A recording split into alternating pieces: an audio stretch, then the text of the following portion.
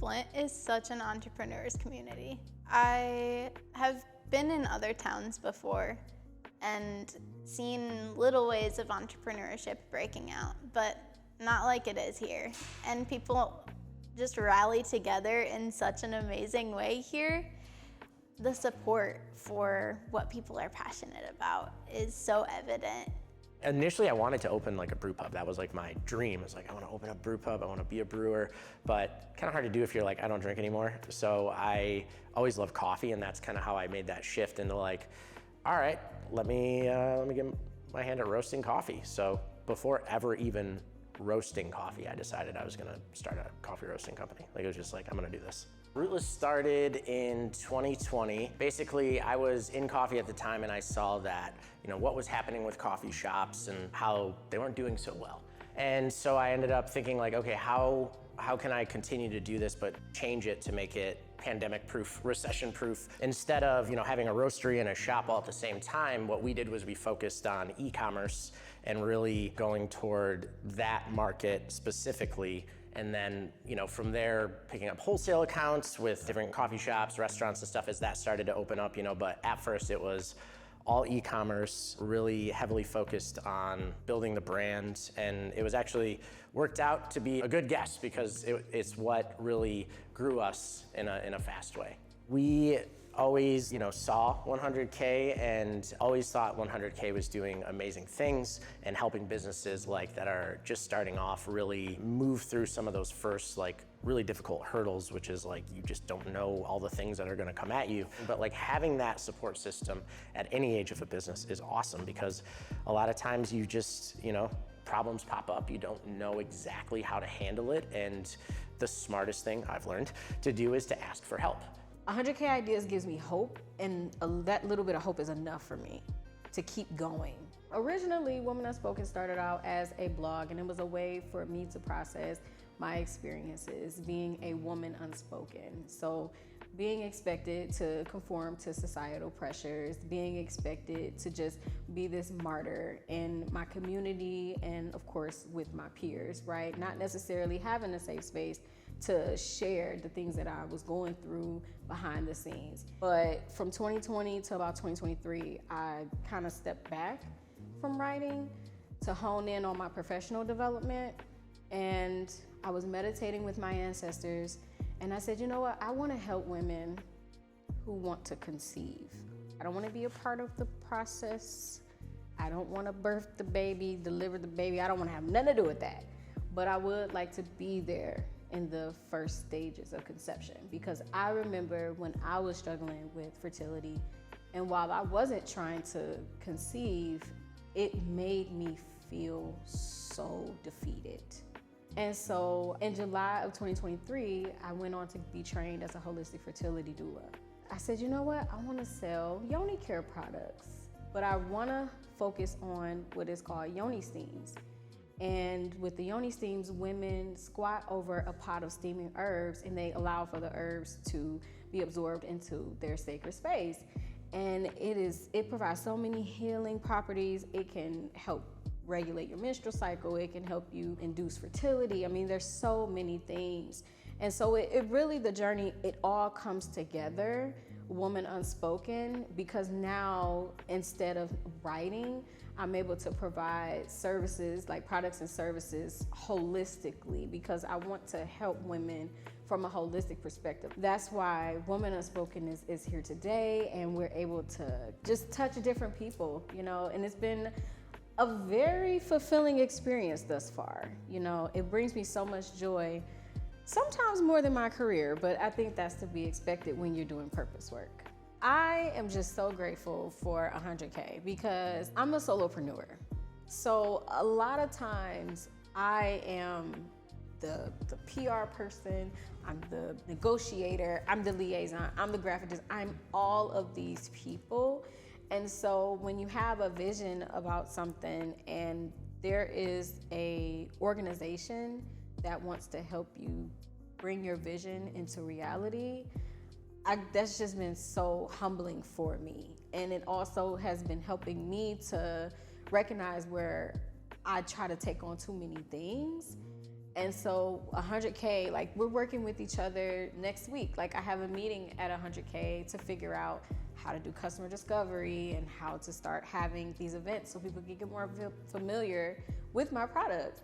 It has been so helpful having worked with 100K Ideas. It really showed me so much about the research side of things, so much about the early stage of development, and helped me to feel like I could do it. Swim with Callie came about because I was moving to South Dakota for an internship, and it was right around the time when I was going to be teaching my nieces and nephews how to swim. And capturing the attention of a 4-year-old is very challenging.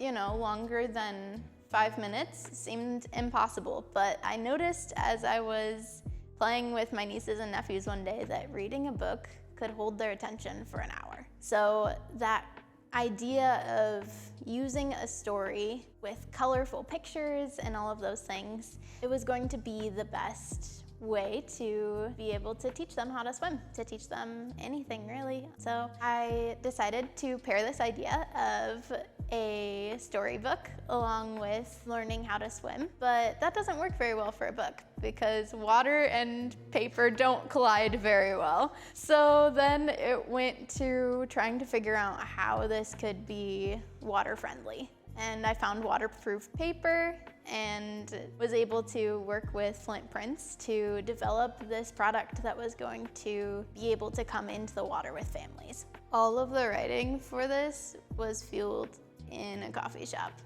Just hours upon hours of writing inside different coffee shops. I wrote this book with my friend Katie. She is just a super creative person and was such a good fit. And I also illustrated the book. Yeah, I didn't know how to draw before doing this. I had some vague ideas, but I was just sketching to be able to show someone else how I wanted the book to look. But then multiple people said, "Why are you not illustrating this yourself? Those look fine for a children's book." And that was terrifying. I've learned so much about art since starting this project. I never imagined myself as someone who could draw, but it's been just this fun process of learning and experimenting and trying and retrying, just hours upon hours of editing and reworking. The number of times that we'd send something back and forth and say, what do you think of this? And then the next time we'd get together, it's still that same page that we're working on. Just over and over and over again. There's specifically 2 pages in the book that have changed probably 100 times. It's just such a process. And it's not like being nitpicky, it's just, it takes time to develop something. Having people in your corner to work on a project with, so helpful. I don't think I could have done this on my own. Having Katie to work on this with me and so many other people who have read through the book, it's foundational. If you're working on something, find someone to work on it with you, to be able to bounce ideas off of. It's been crazy, the growth. So my business partner, Jono, basically when we started and we launched Rootless, we really had a mission of moving our company into a direction that was art forward, right? So it's all about the art. It's all about working with artists and promoting different weird, crazy things that we do. So having that focus in mind, it really resonated with people, specifically when at the time, coffee was boring. Craft coffee was, here's a plain bag, here's the region, here's the, the elevation, here are the tasting notes, and people didn't know what that meant, and it was very pretentious. And that's one thing I saw when starting Rootless. I was like, we need to give people craft coffee that are kind of put off by the whole pretentious nature of walking into a shop and being I don't know what to order because I don't know what any of this means. So that's what we did. We made it fun, we made it accessible, so that growth really hit quick online, and then that allowed us to, as things opened up, we really focused on wholesale. We launched in September, we picked up our first set of grocery stores in November, which was crazy, and we just kept going, there was never oh, we made it, let's stop. It was awesome, let's keep going, we can do more. As you grow, you build confidence to really understand that you're capable of a lot more than you thought. Every victory is a step forward. And so with that victory behind you, you can be like, I can do this next thing that's even bigger. So that's really just what we continue to do. And then, yeah, Meyer hit, and that was like wild. I actually cried when I got that news. Like I literally like choked up. I was like, holy cow, we're gonna be in Meyer. Like that's crazy. Yeah, we just keep kind of putting our heads down and running forward. And our experience of kind of like coming into 100K 3 years in-ish, how it went down was shops on Saginaw closed. And then when 100K took it over, I think I got an email or whatever it was asking if we wanted to come back. So of course, so came in, talked, and then it was really as like simple as like, do you guys have offices here? And I didn't realize it was for more than just startups. So I never thought like, oh, maybe we could join 100K, and like, I thought it was just startups. So learning that it wasn't, and then learning like all the resources is what I was like, yeah, this all makes sense. So being able to lean on 100K has been so helpful. Now, I will say, talking about the pitch competition, I applied to be a part of the pitch competition in 2020. Every single time I was accepted. But those 2 times initially, I just wasn't ready because I felt like I didn't have anything to offer. I didn't have my business idea solidified yet. But in 2023, once I had decided to transition my business from blogging to womb wellness, I actually did pitch this time, and to my surprise, I won. Pitch for K was such a fun experience. I had kind of forgotten I had applied for it when I got the email of like, you've been selected. So then seeing that was so exciting and just such a motivating push to keep working on this book. And it was a really fun thing to be a part of. It was beautiful to just see the community really rallying together to make it happen. But then hearing the business name said was just like, whoa, okay. It was that little vote of confidence, and the funding from it has been so helpful. We've been able to purchase the paper that we need for our first print. We're gonna be able to fund our first print.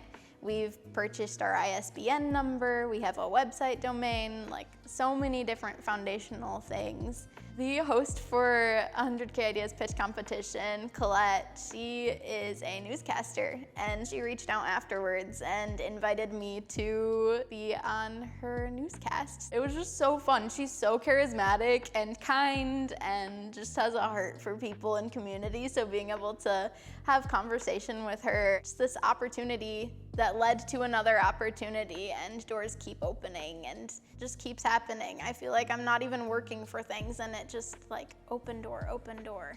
Flint is one of the most unique cities I've ever lived in. I lived in Atlanta for a while, brief stint in Nashville.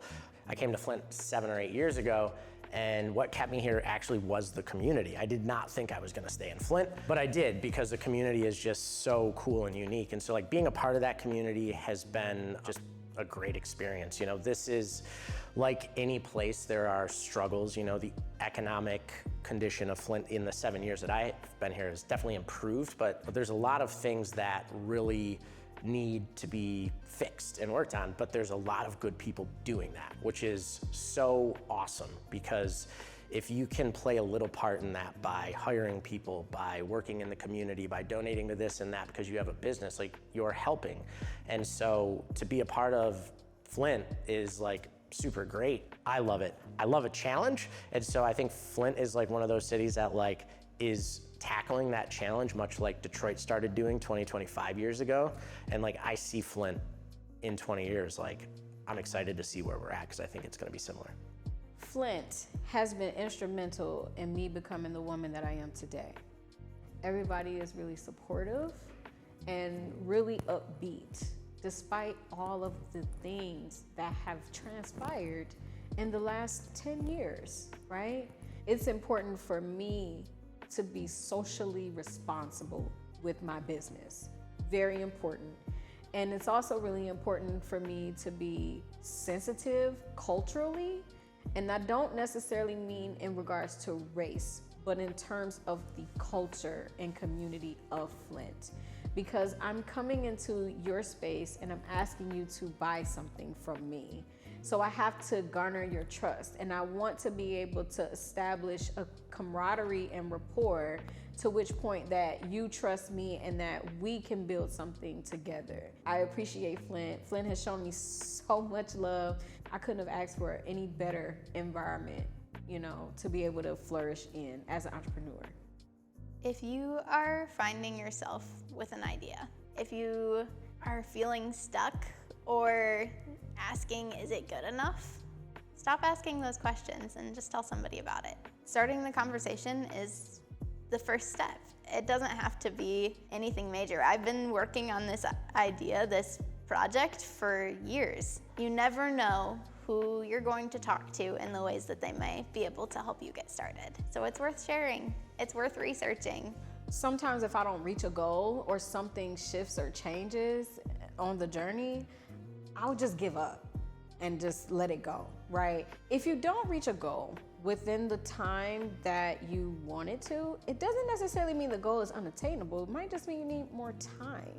You need more resources, right? And I know for me, I had to move my ego out of the way. I literally had to do that this year. Like, no, I just need a little bit more time to strategize. But I recognize that everyone, including myself, we don't always have time. Things are due today, right? And so you're trying to maintain your personal life, start a business. You know, some people have kids, some people have sick parents to take care of, some people have their own personal issues that they're grappling with. And it is not easy at all, like at all whatsoever. It's going to be the hardest thing you ever do. When you get to a point where you want to quit, because I've been there so many times. If you get to the point where you want to quit and you don't, you can look at that moment and be like, one, it's I was victorious over this thing. Two, most people give up here. And if you don't, that's how you set yourself apart from the pack. It's going to be hard, expect it to be hard, but if you believe in your idea, if you believe in the thing, your product, your service, whatever that thing is that you want to get out to other people, if you believe in it enough to say, I'm gonna risk everything to do it, you can do it. I have seen so many different people throughout the time of lifeguarding that when you look at them in the water, it's not safe. It's scary. And knowing the statistics as well of how many drownings there are a year is staggering. And beyond that, swimming has so many benefits developmentally. My sister had seizures and was dyslexic, but she has been able to get past both of those things because of things like playing violin and swimming. That's kind of the heart behind Swim with Callie LLC and making this book to be able to make swimming more accessible. So as long as things go as planned with our schedule, then by the time this video comes out, then our book will be released. You can find us on swimwithcallie.com, and there's swim resources on there. We also have Instagram and Facebook. Just look for Swim with Callie and you'll find information on what we're up to. We're gonna have lots of fun things, so definitely check out Swim with Callie to get a copy of a waterproof storybook to teach kids how to swim. I don't know what the future holds. I have some ideas. I would love to just take over the world, but I don't think that's gonna happen. But the things we are doing right now, we're really focusing on doing them better. Like everything we do, we want to do better. You know, we got Penny's Cafe at the Flint Farmers Market came on board last year. So really like that integration has taken a while because there's a lot of things that go on and when somebody comes on board like that. So working out the kinks of like the coffee shop and then the wholesale and the e-commerce, and we have a mobile coffee trailer too. So there's a lot of moving parts and we're just kind of like narrowing in on those and trying to optimize all that stuff. Rootlesscoffee.com. All of our stuff is there. We do shipping, all that good stuff. We are at like 30 Meijer stores in the mid-Michigan area. Flint Farmers Market, of course. Penny's Cafe, you can buy retail stuff. Our coffee is served there. You know, some places in Flint that serve us, Grand Blanc, all over the place. So you'll see us. you'll see us. So what I see for the future of Women Unspoken is hosting monthly workshops, which we're already doing virtually, but I would love for the workshops to come to life in the Flint community. So these workshops are women's circles and really just trying to bring more womb wellness awareness to the Flint community. There are a lot of people who don't know, but during the Flint water crisis, there was a decrease in fertility here in Flint. And so when I look at the research and percentages of those people who experienced that, I found that I was actually one of those people at the time. It being full circle, it tells me that it's necessary and needed for me to establish my business here. And so that's one of the first things, gaining awareness, actually building community with women and having those kinds of workshops and events. And of course, now we are in shops on Saginaw with Yoni soaps, Yoni steams, and Yoni detox bath bombs. And so that is going to be coming sometime this February 2024. It's like a soft launch, so we haven't fully rolled out, our store yet online, but it is available and accessible. And of course, again, that's one of the things that we value at Women Unspoken is accessibility, and for women to be able to access, holistic wellness in their local neighborhood. So I appreciate 100K Ideas and Shops on Saginaw for providing that. You can find us at www.womenUnspoken.com, and that's womanunspoken.com. You can also find us on LinkedIn at Women Unspoken, Facebook, Pinterest, and Instagram. I'm just so grateful. I could go on and on and on about how grateful I am, but I really am. I'm so glad that I have someone that I can lean on, especially because I don't know everything, I don't know everything, but 100K Ideas does, something, a little something. And I'm really grateful for that.